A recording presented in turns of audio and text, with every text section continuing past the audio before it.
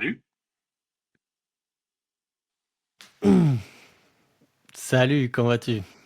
Ah, ça va. Ça va? Bien.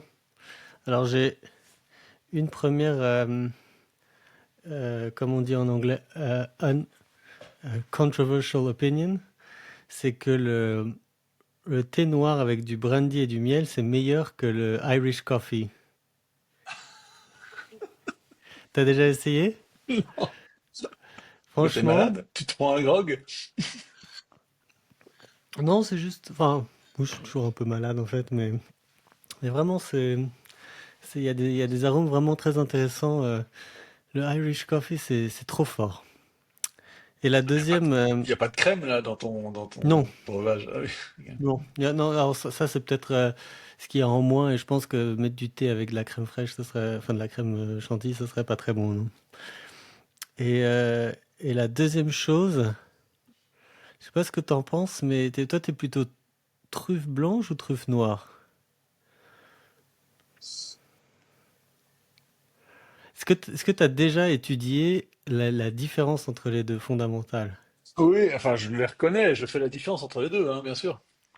Parce que moi, j'ai découvert il y a un an que en fait, je ne distinguais plus les deux. C'est-à-dire qu'étant enfant, le seul arôme que je connaissais, c'était la truffe noire, qui est donc cette odeur un peu de chocolat, de terre, de très très... enfin, c'est une saveur très profonde, pas du tout une note haute, comme on dit. Et puis, le marché était inondé de produits à la truffe ces derniers 15-20 ans, avec des huiles à la truffe, des chips à la truffe, des frites à la truffe. Ouais, parce Et qu'on a dans synthétisé l'arôme. Et parce que, mais attention, on a synthétisé l'arôme de la truffe blanche, uniquement. Ou du moins, s'il existe l'arôme de la truffe noire, il n'est pas du tout utilisé. Et partout où on propose des produits, des dérivés de truffes, euh, qui sont en fait de couleur noire, enfin on associe toujours la couleur noire, sauf que l'arôme qu'on met dedans, alors c'est parce qu'il y a plusieurs arômes dans la truffe blanche, c'est l'un de ceux qu'on a réussi à synthétiser. Il a un nom exactement, je pourrais le donner en description. Mais résultat, tout le monde maintenant associe le noir de la truffe à cet arôme de truffe blanche, ce qui crée une confusion majeure. Et puis, quand on goûte effectivement une truffe noire, on ne retrouve pas du tout ce goût, puisqu'il n'existe pas dans la truffe noire, une vraie truffe. Et résultat, je pense qu'il y a beaucoup de gens aussi qui, après avoir goûté une truffe noire de nos jours, sont un peu déconcertés parce qu'ils reconnaissent pas le goût, qu'ils se disent bah non, ça n'a pas de goût, enfin, ça n'a pas le goût auquel moi j'associe la truffe. Et il y a une espèce de d'énorme mélange. Mais finalement, quand je dis que l'une est meilleure que l'autre, évidemment, c'est pas indépendant du prix, hein, sachant que la truffe blanche, c'est 4000 euros le kilo et l'autre, c'est 800 euros le kilo. Donc, ça fait une énorme différence. Et je sais pas, moi, je trouve qu'en fait, la truffe noire, c'est aussi plus la truffe française. Et donc, je pense que c'est ma préférée, malgré tout. Je suis en train de regarder sur le grog. Si le sujet t'intéresse, je peux conseiller une vidéo de Ok. Ethan Chlebowski, qui est un food tuber, comme on dit, qui fait des vidéos très intéressantes d'analyse de différents aliments. La dernière qu'il a faite, c'est comment est-ce qu'il faut cuire son riz, et puis entre l'eau qui s'évapore et l'eau qui est absorbée par le riz, enfin, toutes ces choses-là. Et il a fait toute une vidéo sur la truffe, justement, en comparant la truffe blanche, la truffe noire, les arômes et tous les produits dérivés de truffe. Et puis à la fin, il arrive à une conclusion, quelle est la meilleure, enfin, est-ce que ça vaut le coup d'acheter ces produits dérivés, selon ce que vous préparez en fait comme plat, quel produit vaut mieux utiliser, etc. C'est très Alors, intéressant. Grog n'est pas d'accord avec toi. Il est pas d'accord avec quoi? Non, il dit que l'arôme artificiel le plus répandu, c'est celui de truffe noire. C'est le 2,4-dithiapentane. C'est sympa, c'est un composé Voilà. sucré. Et ben Ouais, mais c'est celui de la truffe noire. C'est celui de la non, truffe noire, celui-là. non, précisément, ça c'est celui de la truffe blanche. Puisque d'ailleurs, tu le Alors, retrouves. le truffe blanche, il dit que c'est le bisméthylthiométhane, mais qui est moins standardisé, plus coûteux à synthétiser en masse. Non. Enfin, ce sera, Ok, je ok, mettrai en ok. lien la vidéo, Mais même en fait, sans regarder Grok, il suffit de se souvenir des derniers produits à la truffe qu'on a goûté et de la fois où on a goûté une truffe noire pour s'apercevoir que les saveurs n'ont vraiment aucun rapport en fait, Ok, extrêmement ok. différentes. Et donc c'est un peu les Français qui ont, enfin, je dirais les Français qui ont rendu la truffe extrêmement célèbre avec la truffe noire. Mais évidemment, les Italiens, qui sont les rois du marketing, ont réussi à sortir de leur chapeau la truffe blanche et puis à la placer à un prix encore plus élevé puisqu'ils sont très très forts en communication. Ce qui est ma Ben, je crois que c'est théorie. parce qu'elle elle se cultive pas de façon aussi fiable que la truffe noire, la Oui, truffe et puis en blanche. fait, C'est pas ça? alors il y a ça un peu, mais je pense que la truffe noire, c'est assez difficile aussi à cultiver. Et puis, elle se dégrade plus vite, me semble-t-il. Et Ah, donc, en ok. fait, surtout si on habite loin du pays de la truffe, euh, donc de la région de Turin, Alba, ouais. euh, eh bien, en fait, c'est extrêmement. Enfin, si on est aux États-Unis, le temps qu'on reçoive la truffe, on a 2 jours. La truffe blanche, on a 2 jours pour la manger, alors que l'autre, on a peut-être 1 à 2 semaines, en fait, la truffe noire. Hum, Donc, c'est aussi Ok, ok. plus commode. Mais surtout, en fait, moi, ce que j'ai découvert, enfin, il y a un autre truc qui est assez intéressant, c'est que l'arôme artificiel de truffe blanche, appelons-le comme ça, même si peut-être que je me trompe, en fait, il est fort possible d'en mettre trop et Récurrent. de faire quelque chose d'écœurant parce que c'est artificiel, parce qu'en fait, je pense qu'on doit être dans des quantités de l'ordre du 1000 fois ce qu'on trouve dans la nature. Mais inversement, la truffe, c'est difficile d'en mettre trop, la vraie truffe. Et même à l'inverse, je trouve qu'une des erreurs que j'ai fait longtemps ou que j'ai vu longtemps faire, c'est de ne pas en mettre assez en fait. De se dire, ah, je vais la garder, je sais pas, j'ai une truffe de 10 ou 20 grammes, une truffe noire, je vais en mettre un quart. Et alors en fait, on se retrouve avec un plat qui n'a pas franchement le goût, et donc on est un peu déçu. Et puis admettons qu'on s'en prépare 4 des plats comme ça, mais on sera 4 fois déçu, plutôt que de mettre tout sur un plat, ou alors la moitié, mais vraiment l'énorme dose, et d'aller avoir la puissance, et en fait vivre la vraie expérience, quitte à ce qu'elle soit, ça soit qu'une fois en fait. Et je trouve que c'est une meilleure approche en fait.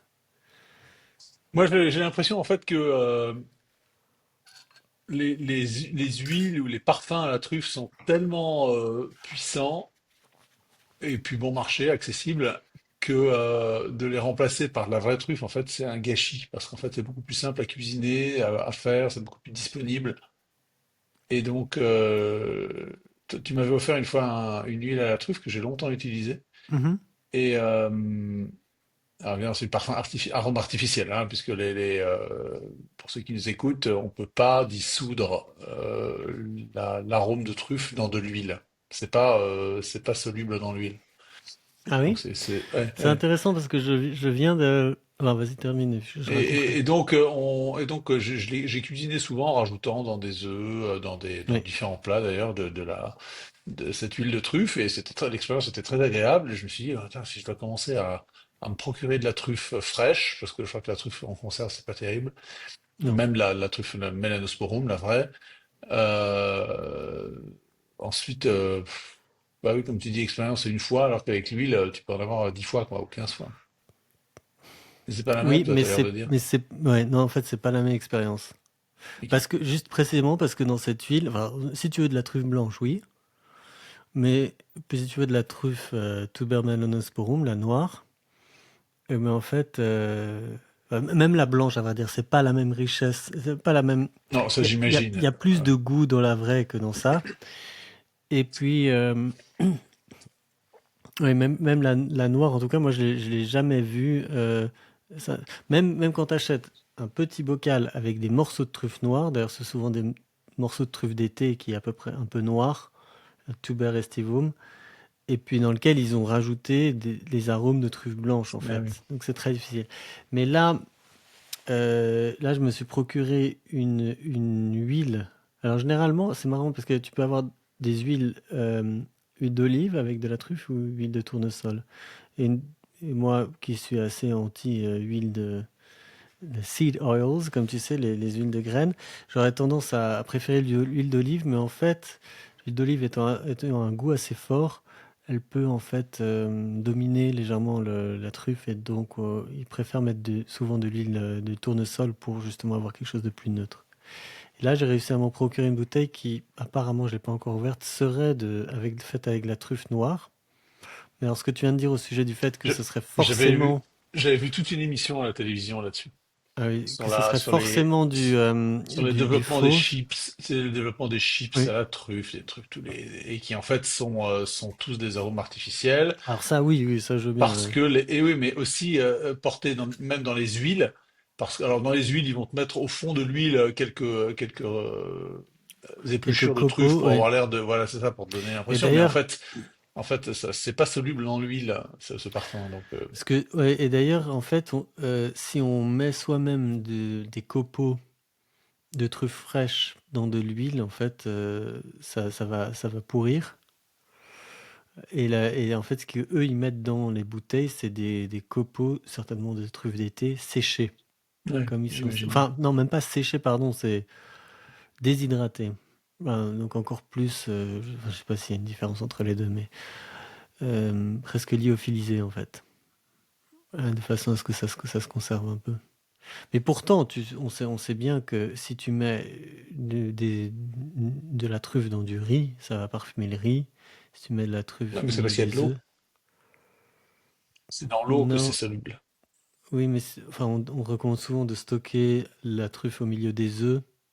Ah oui, oui, mais donc les arômes les arômes vont se dissoudre dans l'eau des aliments, pas dans les matières grasses. Donc toi, À tu cette penses que quand on voit des gens qui mettent dans un pot de riz, hein, non cuit, une truffe pour essayer de faire aromatiser le riz, tu penses que ça marche pas? Si, si, mais ça va être absorbé dans l'eau Ah, au final, qui est qu'est-ce qui du. entourera le riz, pas Oui, le riz. Ok, c'est là que ça va être absorbé. d'accord. Pas dans il y a pas de dans le riz, il y a quasiment pas de matière grasse, donc ça Non, prend pas dans c'est vrai. les œufs. Il y en a. Je crois qu'il est il est dans le jaune, Bah, au hein, donc milieu, ouais. il est Dans dans le le jaune, jaune et ouais. donc il est difficile à accéder Ouais, faut d'abord passer la barrière du blanc ouais, qui est aqueux. Enfin bon, voilà, j'ai souvenir d'avoir vu une émission comme ça il y a une dizaine d'années Et, et ça m'avait beaucoup. Je ouais, me dis bon bah oui, effectivement, les huiles parfumées à la truffe, je sais à quoi il faut s'attendre, quoi. Alors, ouais. peut-être qu'il y a il y a ensuite des gens dont le métier évidemment, ce sont les arômes alimentaires et donc ils sont capables d'enrichir encore plus de faire des mélanges, des parfums qui sont beaucoup plus En bah, fait, proches peut-être, je mais pense que bon. ça serait possible, mais bizarrement, le marché, en fait, doit favoriser, disons, à 99%, ce même arôme synthétique, parce que justement, les autres, ils sont plus chers, et donc ils sont moins disponibles, etc. Et les gens ont tendance à abandonner. Et puis, s'ils veulent quelque chose de plus raffiné, bah, ils achètent le vrai truc, en fait. Parce que finalement, une truffe noire, une belle truffe, c'est 20 grammes. Enfin, de 20 grammes, c'est 20 euros en fait. Mm. Et donc c'est pas si cher que ça. Si tu te dis que tu vas pouvoir manger des pâtes pour deux personnes avec une monstre quantité de truffes dessus, c'est encore raisonnable en fait. C'est 10 balles par personne par rapport à d'autres Ouais, le ingrédients. problème, c'est d'en trouver des fraîches, hein. Oui, ça c'est vrai. Ici, chez moi, à Paris, je pense qu'il n'y aura aucun problème. Ici, il y avait une épicerie de luxe dans le centre de Oui. Lille autrefois, mais qui en vendait, effectivement, mais elle a fermé. Alors, ça va pouvoir s'acheter en ligne maintenant. Oui, et puis Ouais, non, mais sinon, en fait, moi, ça va j'estime que pouvoir se faire livrer. ça fait aussi partie des ingrédients, à moins que ça soit pour Noël ou quelque chose comme ça, que t'as pas vraiment besoin de manger en permanence. Si tu manges une fois par an, c'est suffisant. Et donc, si Mais tu, même, si tu vas, oui, mais si jamais tu fais un séjour, tu passes par le sud, à Carpentras, enfin, à Avignon, tu peux faire un tout petit détour, et puis c'est très facile, en fait. Donc, bon, il faut que ça soit évidemment entre novembre et puis mars. Mais voilà. Non, en tout cas, c'est très intéressant. Et puis j'ai aussi fait un petit essai moi-même en, en faisant une fois donc des pâtes à la crème dans lesquelles j'ai mélangé la truffe râpée directement dans la crème. et ensuite de mettre la truffe, donc la crème sans rien, juste avec un peu de parmesan dedans, et de râper la truffe par-dessus. Évidemment, les goûts sont un peu plus séparés entre les pâtes et la truffe, quand c'est pas la crème elle-même. Mais je trouve que le goût est un peu plus fort et plus agréable quand on simplement la râpe par-dessus. Donc il n'y a pas Mhm. besoin, Mhm. dans mon expérience, il n'y a pas vraiment besoin de la mettre, de la râper dans le plat, etc. Je pense qu'en fait, les arômes sont assez volatiles et puis plus on les chauffe, etc., plus ils doivent s'évaporer. Donc à moins de les manger tout de suite, on perd un peu. C'est très intéressant. Et YouTube m'a suggéré une recette que je connaissais pas, qui était une recette que Paul Bocuse, c'est une soupe aux truffes que Paul Bocuse avait servi à Valéry Giscard d'Estaing quand il avait reçu la Légion d'honneur. Il avait demandé à Valéry Giscard d'Estaing de pouvoir cuisiner lui-même le repas à l'Élysée. Et alors c'est une espèce de bouillon de poule de Bresse avec 20 grammes de truffes dans chaque bol, ce qui est quand même pas mal.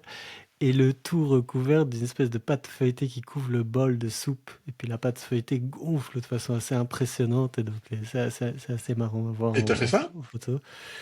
Non, c'est YouTube qui m'a suggéré ceci, mais ça m'a donné aussi une indication, tu vois, de la quantité de... Et il y a des morceaux de foie gras encore dans cette soupe, j'ai oublié, parce qu'évidemment ça aurait été trop Ah facile oui, s'il y en avait que effet. de la... Et, euh, et en fait, ça donne aussi un peu une idée. Je parlais tout à l'heure du fait qu'il fallait mettre la dose pour que ça soit bon. Et donc, bon, 20 grammes, ça me paraît peut-être un peu exagéré, mais ça donne un peu une idée du grammage qu'il faut par personne pour qu'il y ait vraiment un vrai goût. Alors Parce là, que Grotte me sinon, dit, pour 4 personnes, 50 à 60 grammes de truffes. oui, c'est ça, ouais. Ouais. Ah, par personne, hein, pour 4 personnes. Oui, oui, oui, bah, entre 10 et 20 en fait. Ok. Ce qui, moi, me paraît être un peu la quantité minimale. Mais quand on voit cette quantité, on peut. Enfin, je pense que beaucoup de gens ont le réflexe de se dire, maintenant, c'est trop, je vais en mettre un peu moins pour essayer d'économiser, ou que sais-je, en fait, tu vois. On sait que quand tu disais soupe aux truffes, je me disais, bah, c'est là, au lieu de mettre des poireaux, on met des truffes. Imaginez le machin où t'as, tu sais, comme dans les vieux livres de recettes, prenez 20 belles truffes et un poulet. À l'époque où les truffes étaient un ingrédient très répandu, parce que tu sais que la production de truffes s'est effondrée avec l'exode rural, hein. Oui, alors ils C'est, prétendent que c'est c'est- aussi le réchauffement climatique, Oui, oui, oui, oui. Bon, enfin, mais oui. vu les climats dans lesquels ça pousse, ça m'étonnerait. Parce qu'il n'y a pas eu de baisse des précipitations et une augmentation. Enfin, ça pousse, Bah, c'est ça pousse vrai dans que des climats tellement différents. Parce que tu vois, le Périgord, c'est pas le même climat que la Provence, hein, que Carpentras. ouais, c'est Ça pousse vrai. dans Ouais. les Hautes-Alpes, la truffe. Et Non, je puis pense s'il que y c'est avait du simplement. réchauffement, s'il y avait vraiment un tel changement climatique, il y aurait de plus en plus de régions en France qui feraient pousser de la truffe, non? Oui, aussi, c'est ça. Tu remonterais Ouais. Mais il y a peut-être une histoire de sol aussi. Non, mais je crois que c'est parce que les forêts, les truffières sont plus entretenues. Et Ouais. c'était un truc très artisanal. Attends, je demande combien de tonnes de truffes étaient récoltées en France en C'est clair que 1900. la production était énorme, ouais. Et pourtant le prix était beaucoup plus bas, d'après ce que je comprends. Ok, 1000 tonnes de truffes par an en 1900. Et aujourd'hui, c'est 40 à 50 tonnes. Non, ah, c'est Si, incroyable. c'est divisé par 20. C'est dû à l'exode rural et au changement dans les pratiques agricoles. C'est parce qu'il y avait Et c'est dingue parce que pourtant il y a quand même une demande mondiale les qui, forêts étaient qui- défrichées.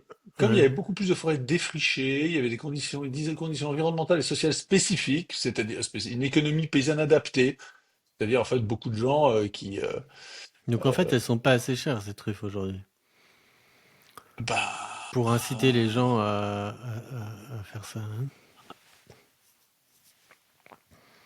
étonnant, Mhm. hein. Enfin, voilà. Donc on est passé de 1000 tonnes, et donc effectivement, quand tu regardes les vieux livres de recettes, on te dit prenez 20 belles truffes, Mhm. tu comprends, hein. Et puis aujourd'hui, Ouais. on se dit, waouh, je vais prendre une truffe. Paul Bocuse, il ose mettre 20 grammes, t'imagines? Bah, c'est incroyable. Incroyable. Et la demande, donc il doit y avoir une fraude. T'imagines Alors ça, la je fraude connaissais avec les quelqu'un truffes. qui a longtemps habité à Carpentras. C'est une vraie mafia, hein, ce qui se passe là-bas. Ah oui, c'est-à-dire? Bah, c'est des histoires de vol, de trucs. Oui, non, mais Quand... alors ensuite, les pillages de truffiens et tout ça. Mais non, mais je veux dire, les truffes, parce que il y a plein de sortes de truffes très différentes dans le monde, hein. Nous, Ah oui, on en parle de trois, hein, le Tuberostivum, qui est la truffe dite de Bourgogne, qui est beaucoup moins parfumée, paraît-il. Mais bon, qui est celle qu'on voit le plus servie, qui est une espèce dont la chair est un peu beige, oui. sable, couleur sable, quoi. Ou un marron très léger, disons, une sorte de chocolat au lait. C'est Il y a le généralement, tout. quand on est au restaurant, c'est celle qui est Ouais, c'est ça râpée qu'on au-dessus sert, ouais. de l'assiette. Ouais, ouais, le Tuber Meanosporum, la truffe noire du Périgord, qui elle a une chair très noire, veinée de blanc. Oui, Et puis la truffe blanche, qui elle a une couleur presque de beurre, oui. jaune. Et puis ensuite, mais en fait, t'as plein d'autres truffes. Je crois que c'est en Arabie, hein, qu'il y a des truffes qui poussent dans le sable, là. Ah Des oui. trucs énormes, d'énormes truffes, dans le Sahara, un truc comme ça. Enfin, il y a des truffes dans ce coin-là. En Chine, évidemment, en Asie, il y a plein d'espèces de truffes très différentes, mais qui n'ont rien à voir, qui n'ont pas du tout les saveurs des nôtres, et qu'on retrouve tout le temps sur le marché. Mhm. Donc, Oui, non, mais c'est assez dingue, cette histoire. D'ailleurs, pour revenir sur l'idée que le goût de la truffe noire est très rare, on le rencontre rarement.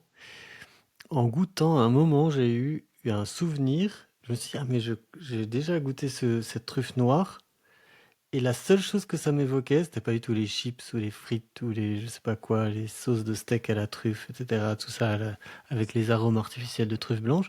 C'était du foie gras à la truffe, tu sais, dans lequel tu mets des tranches. Et donc ouais. là, effectivement, ça, c'est un produit dans lequel moi, enfin, moi, la truffe noire m'évoquait cette saveur-là précisément et pas du tout les autres. Et ça, ça m'a marqué dans ma mémoire olfactive.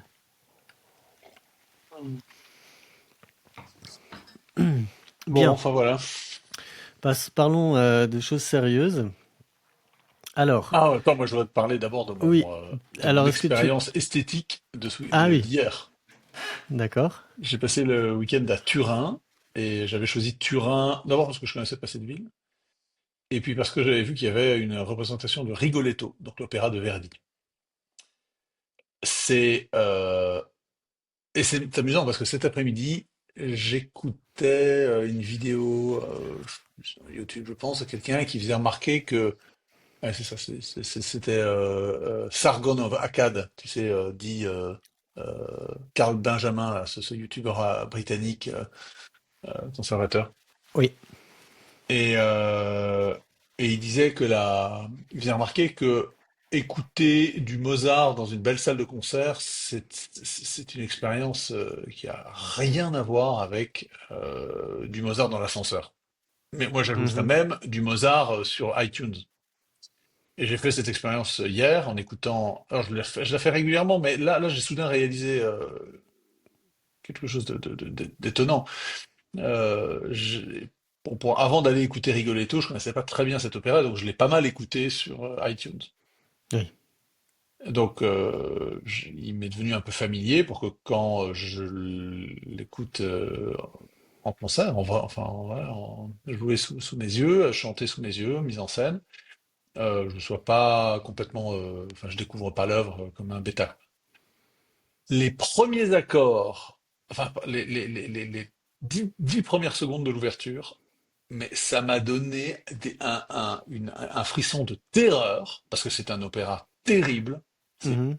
effrayant comme histoire. Euh, et les premiers accords, mais l'entendre en vrai, ça n'a rien à voir avec avec des écouteurs sur iTunes, quoi, dans ta voiture. Mais alors, l'expérience artistique quand on entend un concert, on, je l'ai déjà réalisé avec des concerts de rock, hein, où la musique est toujours beaucoup plus intéressante, la musique moderne ou électronique, où la musique est beaucoup plus intéressante quand tu vois les musiciens en train de la jouer devant toi. Mais c'est à plus forte raison avec avec des œuvres dont le contenu artistique, dont l'intensité artistique, disons, est beaucoup plus élevée, Mhm. comme un opéra comme Rigoletto, hein, une œuvre aussi magistrale que Rigoletto, ou d'autres. Euh, Qu'est-ce que j'ai vu récemment? Un de mes amis m'avait emmené écouter un opéra du XVIIe siècle de Porpora. C'était l'histoire d'Ulysse. J'ai oublié. Flûte. Enfin, ça va revenir. Euh, ah oui, non, c'est pas si c'est Galatée. Enfin, bref. Mais là, l'histoire de l'histoire de Rigoletto, mais c'est l'histoire de ce qu'il ne faut, la manière dont il ne faut pas élever ses filles. C'est Mhm. un opéra de 1852 sur un livret repris de Victor Hugo, d'une pièce tout à fait mineure, assez nulle paraît-il, de Victor Hugo qui s'appelle Le Roi s'amuse, qui date de 1832, qui a quasiment jamais été joué, enfin, et que la critique a toujours éreinté. Mais bon, il a été repris par un librettiste de librettiste de Verdi et qui en a fait Rigoletto. Et, euh, et c'est un peu la morale de La Belle au bois dormant. C'est-à-dire que Rigoletto est un bouffon, enfin peu importe le fait qu'il soit un bouffon d'ailleurs. Il a une fille très belle qu'il cache. Il veut absolument la cacher. Il la cache au point où il la maintient dans une ignorance telle qu'elle ne connaît même pas le nom de sa mère et elle ne sait même pas d'où elle vient. Donc Mhm. il la cache dans une chambre avec une sorte de duègne, une dame qui s'occupe d'elle et en fait, qui la surveille pas tout à fait. Et comme dans La Belle au bois dormant, La Belle au bois dormant, c'est la manière dont il faut élever les filles, plutôt dont il ne faut pas élever les filles, c'est-à-dire les maintenir absolument protégées du monde extérieur, des hommes en particulier. Ça les conduit à la catastrophe. La catastrophe, c'est La Belle au bois dormant qui tombe en état post-traumatique, en stress post-traumatique, parce Ouais. elle a vu son premier homme. Et dans Rigoletto, Gilda, la fille de Rigoletto, tombe amoureuse du premier séducteur venu, qui est le duc de Mantoue, qui est le patron de Rigoletto, hein, dont il est le bouffon, qui la séduit, qui l'enlève, qui la séduit, qui la viole en fait. Et puis elle reste absolument éperdument amoureuse de son tortionnaire, de son violeur, au point de se faire tuer pour lui à la fin. Et donc c'est une histoire horrible, tragique, et dont Rigoletto est coupable. Enfin, Rigoletto est coupable du sort de sa fille Mhm. qu'il n'a pas su éduquer. C'est vraiment, et c'est un problème qui est posé au milieu du 19e siècle, tu vois, c'est posé, alors je ne sais pas si Victor Hugo traite vraiment de ce problème, mais Verdi, évidemment, en parle. C'est évidemment le sujet de Verdi. C'est curieux parce que par exemple, sur la fiche Wikipédia, de Rigoletto, ils disent pas du tout que c'est un thème, de Rigoletto, mais ça l'est évidemment. Il dit oui, c'est l'image sociale, le rapport entre le bouffon et puis les courtisans, entre le prince qui peut tout se permettre. Enfin, tu vois, il y a une critique sociale, mais la critique sociale n'a pas beaucoup d'intérêt. Alors, Mhm. la critique éducative et de la manière dont on élève une femme, dont on élève une jeune fille pour en faire une femme qui va survivre et qui va vivre dans un monde où les femmes sont plus faibles, c'est très intéressant. Enfin, plus faible, entendons-nous, hein, plus faible de façon éternelle, c'est-à-dire plus faible physiquement. Ouais. C'est C'est vrai que vraiment, j'avais jamais vu l'histoire comme ça. ah ouais, ouais, ben moi, elle m'est apparue évidente, évidente. Et puis dès le début, tu vois la connerie du père complètement fou de sa fille. Il y a pas du tout il y a aucune connotation d'inceste hein, là-dedans. C'est pas du tout Ouais. le sujet n'est pas du tout un père qui serait épris de sa fille. Non, non, il veut la préserver pure pour son honneur d'ailleurs. et puis pour la garder pure pour son mari, quoi. C'est ça. Mais en fait, tu peux pas. Enfin, si tu fais ça, si t'empêches ta fille de tomber amoureuse et de faire ses expériences correctement, ses expériences sentimentales correctes, si tu fais pas ça, elle tombe dans le panneau du premier séducteur venu et puis elle est détruite, quoi. Elle en meurt, littéralement. Et il y a plusieurs, voilà, il y a Rigoletto qui parle de ce sujet-là et La Belle au Bois dormant, qui est le sujet, qui est un conte de fées très connu des enfants et qui traite de cette question-là. Entre autres, hein, Bado Bellarmont, il y a plus de sujets que ça, mais celui-là c'est absolument central. Ben voilà, donc je vais Et partager alors, ce. comment était la mise en scène? Alors c'était, alors les, alors la scénographie était très belle. Le parti pris était de d'habiller les personnages comme, bah, un peu comme le The Great Gatsby, tu vois, c'était années 20. Ils étaient D'accord. habillés, les hommes en, En en queue de frac? pie, en frac, euh, avec des chaussures bicolores pour parfois. Les femmes, alors les femmes étaient toutes les femmes dans le bal. Il y a un bal au début, ça commence par une scène de bal. En fait, les femmes c'était des prostituées. C'était des filles de joie, genre Babylone, Berlin. Enfin, je sais pas si t'as vu cette série récemment. Tu vois cette ambiance décadente des années 20, Berlin, République de Weimar, quoi, avec D'accord. des femmes en guêpière, avec des, des peignoirs en satin et des plumes, enfin, tu vois, le genre. Mhm. Donc évidemment, c'était pas du tout parce que c'est censé se passer à la cour de. Alors, le roi s'amuse, c'est censé se passer à la cour de François Ier, donc la pièce de théâtre originelle de Victor Hugo, je pense que c'est censé se passer au XVIe siècle aussi, dans l'original, dans le livre original des premières représentations de Rigoletto. Là, alors c'était un peu gênant que les femmes soient toutes un peu des putes. Cela dit, un des personnages principaux, qui est la sœur du tueur à gages qu'embauche Rigoletto pour assassiner le duc, mais en fait il va assassiner sa fille. Donc la sœur de ce personnage-là est une séductrice, c'est en fait une prostituée. Donc Mhm. elle sert d'appât pour le duc, pour l'amener dans une auberge où il va être tué, où il devrait être tué. Alors, il échappe parce qu'elle tombe amoureuse de lui et donc elle demande à son frère de ne pas le tuer. Mais c'est la. Donc en fait, il y a quand même cette dimension Mhm. de femme séductrice. Et puis d'ailleurs, ouais, ça colle. Remarque, je suis un peu sévère. Il y a un personnage très brièvement tout au début dans la première scène de bal, qui est la femme d'un des courtisans, que le duc essaie de séduire et qu'il n'arrive pas à séduire parce qu'il y a le mari qui est dans la salle. Il s'en plaint et puis elle est tout à fait prête à céder au duc. Mhm. Elle peut pas parce que son mari finalement l'emporte et il rentre chez eux. Mais il y a ces femmes qui cèdent facilement au pouvoir, peut-être à l'argent aussi. Donc c'est quand même, ouais, peut-être que c'était pas finalement une trahison du thème, mais ça nous gênait un petit peu. Mais la scénographie était très belle.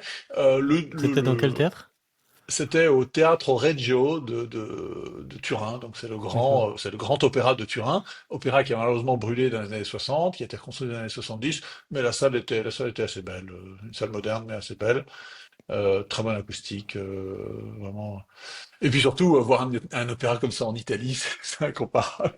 Avant parce que les gens applaudissent beaucoup plus qu'en France. Mhm.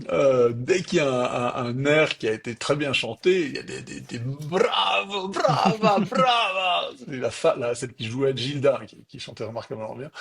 Les gens s'exclament. Les gens parlent. Et entre deux actes, dès que la musique s'arrête, les gens se mettent à parler, tu sais, dans l'obscurité.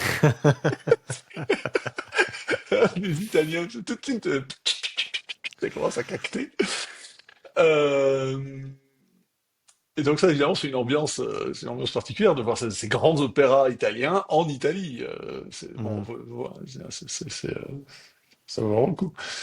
Euh, et donc je me suis dit que bon, je vais essayer de trouver une représentation de La Traviata, ou du Trouvère. Hein, en fait, il y a une sorte de trilogie, ce qu'on appelle les opéras populaires, la trilogie populaire de Verdi, La Traviata, Le Trouvère et Rigoletto. Et je vais essayer de trouver l'année prochaine une ville en Italie ou d'ailleurs ailleurs en Europe peut-être où c'est représenté, où il y a une représentation de la Traviata ou du Trouvère, et aller passer un week-end là-bas pour voir l'opéra. C'est une bonne destination. Excellent, excellent. Et alors, Mais je pense que tu voulais m'emmener sur d'autres sujets. non, non, c'est un très bon sujet aussi. Moi, j'ai eu cette expérience dernièrement aussi complètement. Je sais pas si c'est l'époque, mais j'étais à Belgrade il y a quelques mois et je suis allé voir comme ça, c'était les 100 ans de la mort de Puccini et on a vu un spectacle complètement incroyable, donc des airs. Il y avait un chef d'orchestre italien et en fait, je sais pas comment exprimer, mais j'ai l'impression que j'ai un peu ressenti la même chose que toi. Alors, c'était pas du tout une mise en scène, hein, c'était juste un ensemble d'air, mais la puissance des chanteurs, la puissance du chef d'orchestre lui-même qui mettait tellement de son âme m'a donné cette impression de redécouvrir ce que c'est qu'une représentation, effectivement de transcender complètement les enregistrements et d'être pris par cet artiste qui donne toute sa voix et toutes ses émotions dans cet air. Et en fait, je sais pas comment dire, mais tu sais, de la même manière que pendant le coronavirus, tout le monde entier avait été pris par le même virus, au sens figuré, en fait, Mhm. d'être tous obsédés par la même chose, alors que c'était peut-être pas aussi dangereux que ce qui paraissait. J'ai l'impression que cette année, c'est un peu l'année où les gens redécouvrent tout à coup les spectacles. Et moi, j'ai vécu une expérience complètement dingue. Je me suis dit, mais en fait, j'ai jamais vécu un spectacle, une représentation qui m'a transformé autant, qui m'a autant soulevé. Et toi, tu me dis la même chose. Et je trouve que c'est peut-être aussi un signe de l'époque, en fait. Il y a peut-être quelque chose qui se passe en nous tous sans qu'on le sache. Et c'est à ça que ça me fait penser ton histoire. Non, t'avais pas mal- tu m'as envoyé pas mal de vidéos de Sargon of Akkad, donc Oui. ce youtubeur anglais.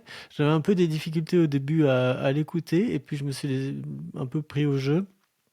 Et je trouvais que c'était assez intéressant. J'ai encore écouté son commentaire de l'altercation entre Vladimir Zelensky, Donald Trump et J.D. Vance dans la Maison Blanche, là, qu'il y a eu il y a quelques jours, qui était quand Vendredi. même un moment assez, comme on dit en anglais, cringe, c'est-à-dire qui met un peu mal à l'aise.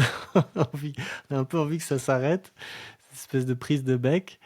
Mais, euh, mais oui, je trouve que ces analyses sont intéressantes. Et puis, qu'est-ce qu'il y a qui est nouveau, en fait, par rapport Alors, ce qu'il à... y a de nouveau avec lui, Hmm. c'est lorsqu'il utilise le concept De de, Tim... de ouais.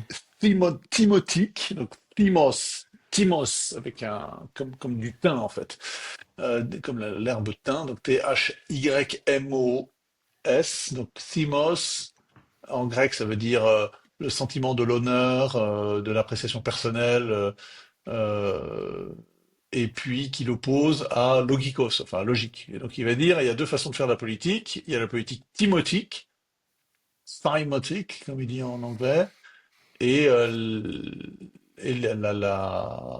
et la politique logique, c'est-à-dire basée sur des règles universelles. Et il oppose ces deux. En fait, un peu fondé sur peut-être un peu une notion de morale, non? D'invoquer une morale Non, de universelle, psychologie. Non, Ah non, oui, non.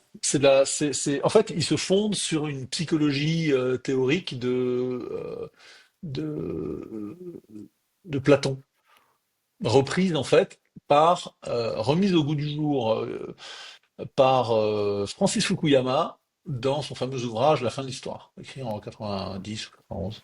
oui. Francis Fukuyama dit que bah, voilà, la chute des fins des idéologies, chute de l'Union soviétique, c'est il théorise la fin de l'histoire. Et il dit désormais, alors je caricature, hein, c'est beaucoup plus subtil que ça, mais bon, disons qu'on peut le résumer de cette manière-là, et en disant que les trois puissances, les trois dimensions qu'il y a dans l'homme, donc la dimension logique, la dimension thymotique, dimension épithymotique, c'est-à-dire en gros les appétits, l'appétit de nourriture, sexuelle sans doute. Enfin voilà. Donc bon, ça on va le laisser de côté, mais la dimension logique prend le pas sur tout le reste. La dimension stymotique, alors, doit être satisfaite, doit toujours être satisfaite. Mais Francis Fukuyama dit que elle est satisfaite dans, alors, il paraît qu'il est pas très convaincant là-dedans, dans la vie de la société libérale post-historique, où en gros l'Union européenne, tu sais, les règles, les lois, les règles qui sont les règles, le droit international qui obéirait simplement à des règles de droit, à des règles logiques, et plus du tout à cette, donc dominant et écrasant l'aspect timotique, donc le sens de l'honneur, euh, du respect qu'on peut obtenir des autres humains. Et donc Carl Benjamin, enfin dit Sargon Akkad sur sa chaîne, euh, théorise ce qui est en train de se passer avec Trump ou Poutine ou alors dans des genres très différents la politique des Chinois aussi, enfin de Xi Jinping, c'est-à-dire une politique où le prestige ou l'honneur des nations, l'honneur des hommes politiques est très important, le fait d'être respecté personnellement, d'ailleurs d'entretenir des relations personnelles, un peu comme des hommes d'affaires peuvent le faire. Euh, c'est ça qui est en train de revenir et qui est en train de balayer et de bouleverser et qui provoque l'étonnement et plutôt et quasiment la colère, une colère d'enfants qui se roulent par terre parce qu'ils n'obtiennent pas parce qu'on a cassé leurs jouets, que sont les Européens ou les élites libérales occidentales dans d'autres pays qui voit l'aspect logique, la politique logique, s'effacer ou être contestée plutôt par la politique timotique d'un Trump ou d'un Poutine Et donc il ou y a aussi un peu un aspect culte de la personnalité aussi, hein, dans ce côté non, timotique, non? non, c'est pas, non, non, il y a pas c'est pas cette dimension-là. C'est l'aspiration, parce que Trump n'a pas de culte de la personnalité, hein. On va pas dire Non, ça, mais hein. alors l'aspect un peu héros, Poutine non plus d'ailleurs. Poutine non plus, il n'y a pas de culte de la non? personnalité de Poutine, hein. Bon, alors peut-être que Et Xi j'utilise mal le Jinping terme, peut-être, mais mais le fait d'avoir un peu un héros qui représente la nation, un peu son... oui, oui, oui, c'est d'incarner dans une personne. Oui, ça, tout à fait, mais ça ne fait pas tomber dans le cul de la personnalité. Oui, Bon, il y a beaucoup de nations qui ont ça, hein. Regarde De Gaulle, en la façon dont on parle de De Gaulle oui, en France, personne ne dirait qu'il y a un culte de la personnalité de De Gaulle. Il y a une figure, et d'ailleurs De Gaulle était un homme politique timotique. c'est vrai. C'est-à-dire que c'était, j'ai toujours l'idée de la France, c'est un truc que tu peux pas. C'est la politique avec du sentiment. C'est ce que dit Sargon Avakad, Et hein. puis il semble, enfin moi je l'ai pas connu De Gaulle, mais il semblait avoir aussi un peu ce sens de l'honneur, ou si jamais, De la si- grandeur, le non, machin. non, mais aussi si jamais il y a un référendum qui va pas dans son sens, il démissionne, ce qui est évidemment un sens de l'honneur que beaucoup, la plupart ont perdu en fait, Ouais, hein. ça, exactement. Un sens de l'honneur, de la grandeur, du statut. Et lorsque si son statut personnel a été atteint par le suffrage, eh ben, il tourne la Mm. page, quoi. Ouais. Et tu vois, on s'est toujours moqué de Trump et on se moque lorsque J.D. Vance a fait sa conférence à Munich, avertissant les Européens sur le fait qu'ils Ils écoutaient pas le respectaient pas peuple. Ouais. ouais, qu'ils écoutaient pas leur peuple, qu'ils respectaient pas la liberté d'expression. Il y a pas mal de gens qui ont dit oui, oui, mais J.D. Vance, il fait partie de ces hommes qui ont, comme Trump, qui ont refusé le résultat des élections En 2020. de 2020 aux États-Unis. Oui, mais entendons-nous, ils ont refusé le résultat, mais bon, ils se sont retirés. Enfin, Trump s'est retiré. Il a toujours dit, il y a eu de la triche, je refuse d'avoir été vaincu. Mais bon, c'était des paroles sans beaucoup de conséquences, à mes yeux, dans la mesure où il s'est retiré, de fait.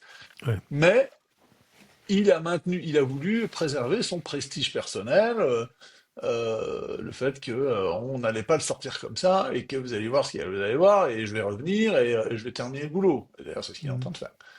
Enfin, je vais commencer Ouais, le boulot parce qu'il l'avait pas vraiment commencé la première fois. ouais, Et c'est donc vrai. ça, j'avoue que c'est une distinction donc politique logique, politique timotique qui est très intéressante pour essayer de théoriser ce qui est en train de se passer. Parce que le problème des... Ça revient un peu à la dichotomie populisme. oui, il y a ça, Ouais, populisme et cosmopolitisme, d'une certaine manière, ça se recouvre pas tout à fait, parce qu'il y a un côté psychologique dans le cas de la ouais. distinction logique-thymotique. Quand je dis psychologique, c'est de la psychologie fondamentale, c'est-à-dire la structure de l'esprit humain. Euh, ça se recouvre un peu avec effectivement la distinction populisme-cosmopolitisme qui, elle, est proprement politique. Mais surtout, c'est un essai d'explication de ce qui se passe, quoi. Hmm. Et c'est quand même très utile. C'est peut-être ça explique pas tout, mais quand on te met des catégories dans la tête, t'es ensuite, ça t'aide à ordonner le réel et à ne pas être complètement. Alors, les trucs qu'on peut lire en ce moment, entendre ou lire sur Twitter ou ailleurs, mais les gens qui disent que Trump, par exemple, est un agent du KGB, d'ailleurs, il a été recruté dans les 70, il avait fait un deal bizarre, il a été aidé avec de l'argent, c'est un... Et puis d'ailleurs, son nom de code, c'est Karpov, enfin, je sais pas quoi, mais les gens ont recours à des théories de la conspiration, mais complètement dingo, que, qui- que les événements réels ou les déclarations réelles des uns et des autres viennent contredire, mais n'arrivent absolument pas à éteindre dans l'esprit de ces gens qui ne comprennent pas ce qui est en train de se passer. Et Hmm. essayer de comprendre ce qui est en train de se passer, qu'on l'approuve ou pas, c'est quand même très important pour éviter de dire des conneries, quoi. Ah, par Ouais. exemple, en ce moment, autre connerie monstrueuse des Britanniques et des Français, par exemple, et encore, c'est toutes les 12 heures, ils se contredisent, en pensant une seconde qu'il peut y avoir une armée européenne. J'ai écrit toute une analyse sur Twitter reprenant une explication que j'avais entendue d'un Américain, expliquant enfin, qu'est-ce que ça veut dire d'avoir une armée européenne et quels sont les problèmes concrets que posés par une armée européenne, les difficultés, les avantages et puis les difficultés euh, qui se poseraient à la création d'une armée européenne. Mais les Macron et les Starmer, ils ont aucune idée. Enfin, ils se payent de mots. Ce sont comme on dit en anglais, des windbags. Hein, ce sont des sacs à vent, des outres remplies d'air qui n'ont rien. Aucun Français ne voudra jamais envoyer ses enfants ou s'engager pour aller combattre dans les tranchées. Je n'ose pas imaginer en ce moment les difficultés que les bureaux de recrutement de l'armée française ont Hmm. parce que si tu t'engages aujourd'hui dans l'armée française, c'est pour aller patrouiller le long des tranchées du Donbass. Enfin, si t'écoutes les hommes politiques, mais y a personne pas qui veut faire ça. Euh, t'envoies une bombe nucléaire, t'envoies une bombe nucléaire M51, un missile nucléaire M51 d'un sous-marin, un SNLE français, si jamais l'armée russe met le pied en Lettonie. Mais qui peut croire ça une seconde?